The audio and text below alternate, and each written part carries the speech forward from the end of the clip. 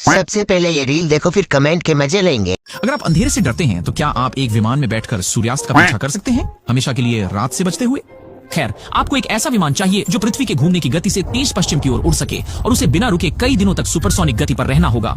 इसका मतलब है आपको हवा में अपने विमान को ईंधन भरने के लिए एक और विमान की आवश्यकता होगी। और विमान को ज्यादातर ऑटो पायलट पर चलना होगा ताकि आप सो सकें और ब्रेक ले सकें। लेकिन अगर आपके पास विमान नहीं है तो आप बस उत्तरी ध्रुव के लिए एक उड़ान ले सकते हैं। देखिए, 6 महीने तक पृथ्वी के ध्रुवों पर सूरज नहीं डूबता। यह बस क्षितिज के चारों ओर लगातार घूमता रहता है और जब साल के बीच में आखिरकार अंधेरा होने लगता है तो बस दक्षिणी ध्रुव की उड़ान पकड़ लें, जहां सूरज अगले 6 महीने के लिए बस उग रहा होता है।